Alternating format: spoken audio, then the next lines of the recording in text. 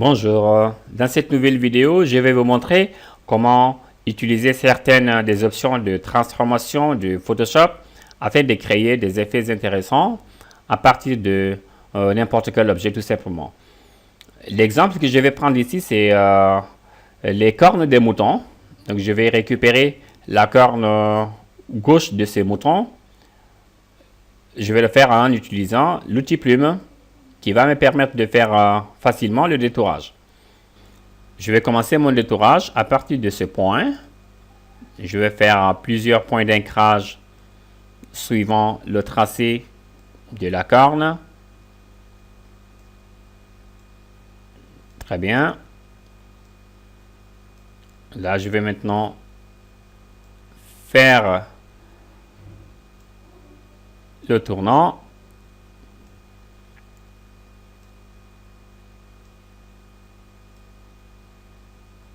OK. Et voilà, je vais cliquer sur le point de départ pour fermer mon tracé. OK, le tracé étant complet, je vais me mettre au niveau du panneau tracé et je vais récupérer ce tracé comme une sélection. Et je vais le faire en utilisant la troisième option de ce panneau, ce qui charge une sélection autour du tracé qu'on a créé avec l'outil plume. Je vais maintenant améliorer le contour de la sélection et mettre le résultat sur un nouveau calque.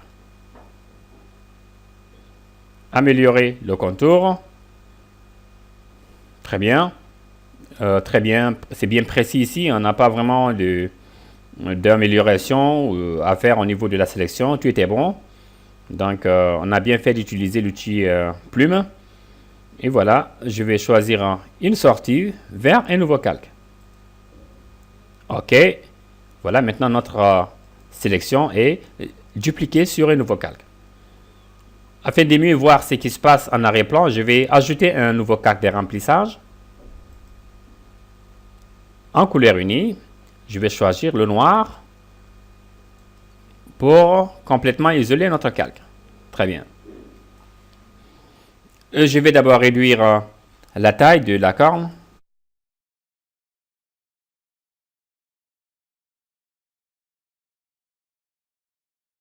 Et voilà, je valide cette première modification. OK, je vais maintenant commencer à dupliquer ce calque. Je vais le dupliquer plusieurs fois et à chaque fois, pour chaque duplication, il y aura une rotation de quelques degrés.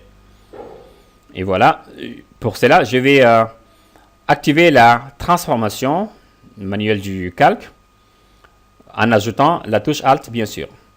Donc, le raccourci clavier standard pour entrer en mode transformation manuelle d'un calque et la touche CTRL T. Pour y ajouter la duplication, on va faire CTRL Alt T. Voilà. Maintenant, au lieu de dupliquer l'original lui-même, on va dupliquer une copie de l'original. Et le point de référence ici indique actuellement le point de rotation de notre calque si jamais on fait une rotation actuellement. Et voilà. Pour l'instant, je vais déplacer le point de rotation et le mettre légèrement à l'extérieur de notre cadre de transformation.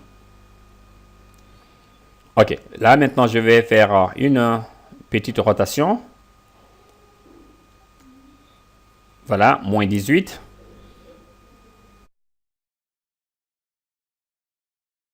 Et je valide. Moins 18. On a cette copie. Et je vais faire maintenant ça plusieurs fois en utilisant CTRL Alt Shift T. CTRL Alt Shift T. CTRL Alt Shift T. Voilà. Et je vais faire ça plusieurs fois pour compléter, pour remplir notre cercle. OK, on a 20 éléments ici, 20 calques ici qu'il va falloir bien sûr fusionner. On n'a pas besoin de tous ces calques. Je vais sélectionner tous les calques. Et voilà, on va fusionner en tapant sur CTRL E du clavier. OK. OK, on avance, ça c'est très bien. Et voilà, je vais faire maintenant quelques retouches parce que vous voyez là, à ce niveau, il y a vraiment le dernier objet qu'on a dupliqué qui masque, d'accord, qui masque légèrement, qui déborde légèrement et dont on n'a pas vraiment envie de voir ici. Et pour corriger cela, vous allez tout simplement dupliquer le calque actif ici. Donc, vous allez dupliquer le calque corne que je viens de renommer. Et voilà, en tapant sur CTRL J du clavier. CTRL J du clavier, ceci va faire une nouvelle copie du calque qui était sélectionné.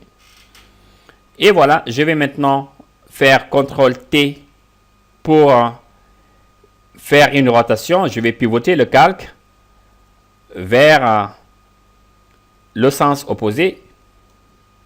Et voilà, je continue. Et voilà. Très bien.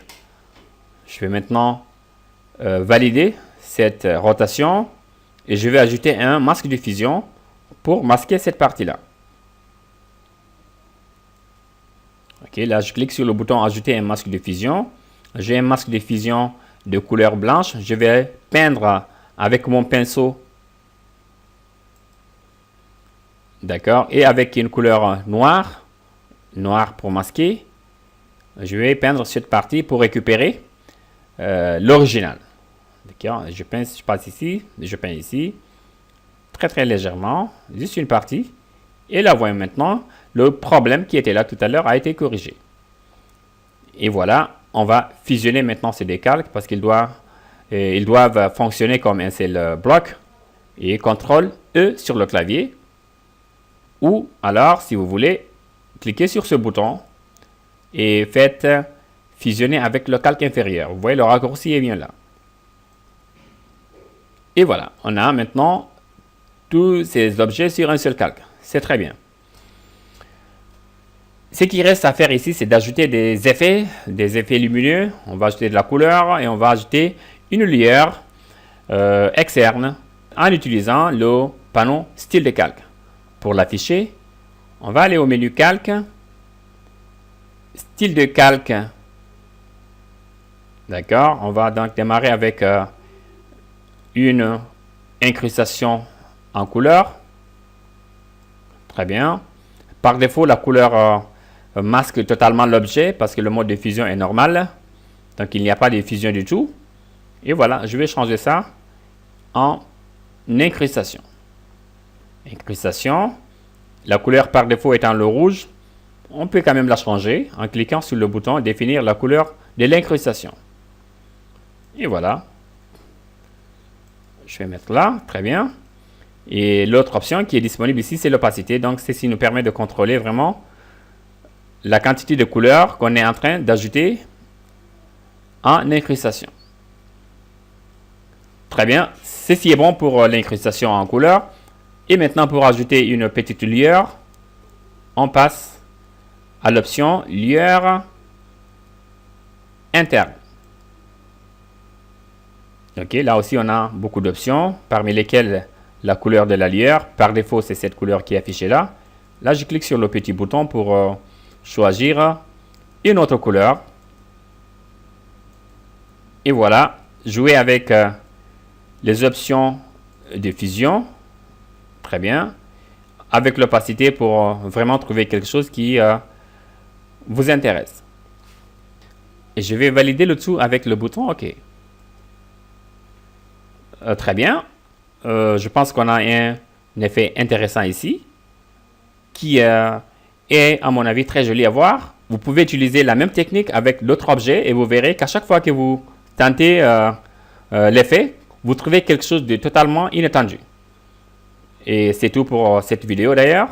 Je vous remercie de l'avoir suivi jusqu'à la fin et à très bientôt pour une nouvelle vidéo.